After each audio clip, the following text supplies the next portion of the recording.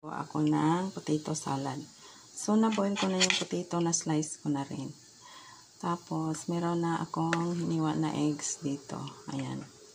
Tapos, meron na rin hiniwa na red onion. Tapos, may paminta na durog na rin yan. So, ang kulang na lang dyan, guys, ay mayonnaise. So, I choose Lady's Choice kasi magandang klase siya. Masarap yung timpla niya. Natikman ko na lahat, kahit yung mga Japanese na yan. Mas gusto ko yung timpla ng Lady's Choice. Yan. Tapos, lagyan natin ng kunting asin. Sorry guys. Medyo disorganized tayo. Ayan, lagyan natin ng kunting asin. Para may lasa naman. Kasi yung pagkain, pag nilagyan ng mayonnaise, tumatabang. So, lagyan pa natin ng pickle relish. Ayan. Pickle relish. Ang brand na ginamit ko ay Ram. Ayan. Ram sweet pickle relish. Para hindi ka na magtadtad.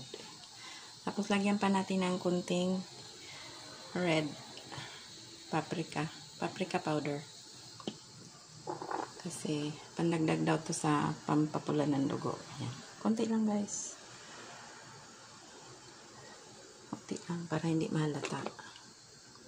Tapos, lagyan pa natin ng lemon juice.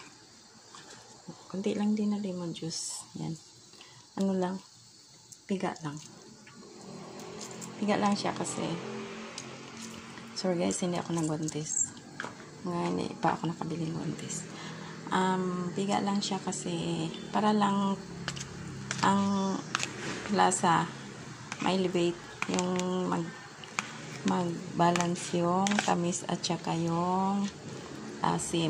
Kasi lagyan pa yan ng konting brown sugar. 1 teaspoon. Yan. Yan, 1 teaspoon na brown sugar. Tapos, mix na. I-mix na siya, guys.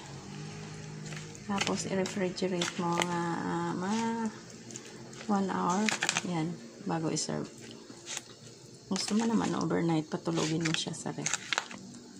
Para ma-absorb niya ang lasa. Mag-mix talaga siya. Nag-bind yung lahat ng ingredients. Pag-serve nito guys, pwede mo siyang lagyan ng tinadtad na parsley na fresh. O kaya yung spring onions na tinadtad. So, ayan guys, tapos na ang ating potato salad. Thank you so much guys for watching. Ayan, tapos na siya.